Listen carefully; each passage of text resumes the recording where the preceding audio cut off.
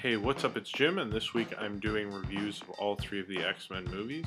But to kick things off, I figured I'd start with the 1989 pilot, Pryde of the X-Men, which was really the very first X-Men thing, I think, aside from maybe an appearance in a Fantastic Four cartoon in the 60s. Pryde of the X-Men has the atypical Magneto is going to destroy the world from Asteroid M with Brotherhood of Evil Mutants, and the X-Men have to stop him from having the Scorpio comet hit Earth and I guess destroy us all. The reason anyone knows about this movie is because when you're a kid in the 80s and you go to the kids blockbuster section and you wanted to watch just Thundercats and like Transformers and whatever tapes they had, Blockbuster really didn't give a shit about like putting new ones in.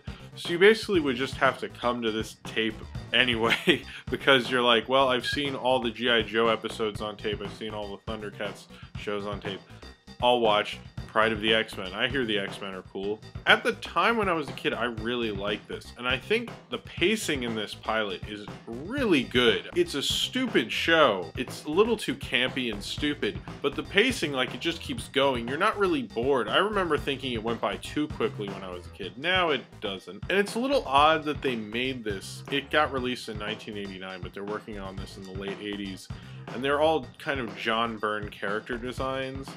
And they don't even really try to match Chris Claremont, who was the writer of X-Men at the time.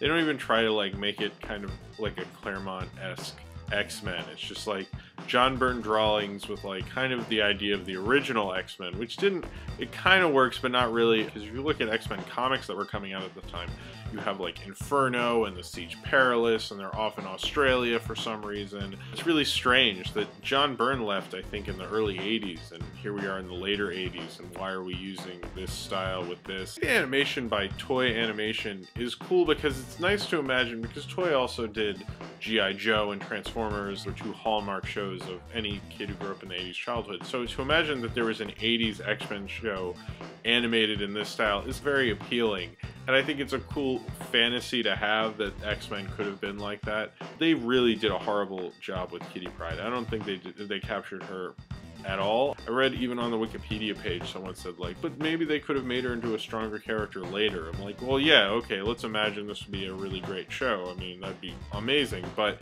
in this pilot, she is too whiny. Wolverine should not have an Australian accent. I don't know what the deal is with that. It's cool that Angelica's dad does the voice of Cyclops. I don't really know his name, but some of the voices, like Storm's voice, I think is good, and Nightcrawler's voice is good.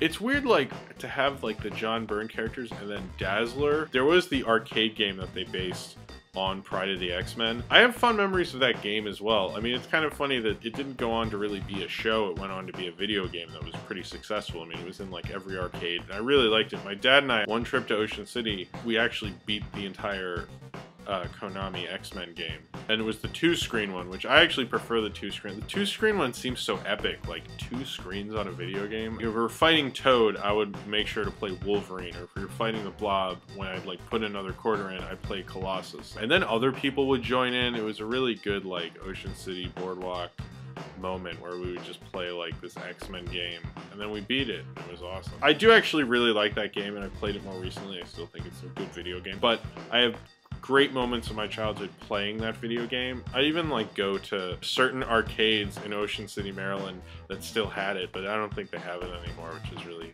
sucks. The idea of this pilot is very attractive to me because it's really part of my childhood, but I think watching it now, you're like, that's campy and stupid, and I'm not really that into it. This was supposed to be a show, and it just didn't work out. I don't really know why it didn't work out. No one's really ever explained. Like, I guess they just didn't think it would be a good show, and they're probably right. The Fox show, I guess, is, yes, it's a better show, and Night of the Sentinels, that 2-parter, I would rank much higher above this. And I certainly have a lot more memories of that show, but I think because of the video game that it created, and kind of that time before X-Men really had a show and really became hugely popular, it was just a really cool comic. That's what I reminisce about, a time when comics weren't so big and like everything was optioned for a movie and a TV show and all that stuff. Before, like, this was like the best representation. Like, it's just a crappy pilot of the X-Men, like that's all you'd get. I wouldn't recommend it to non-X-Men fans, but if you like X-Men, or even if you haven't seen it in a while, I believe it is on YouTube. and it's a pretty cool show. So if you have seen Pryde of the X-Men and you would like to talk about it, then comment below in the comments, and subscribe if you would like to. And then I'll be back tomorrow with another X-Men video.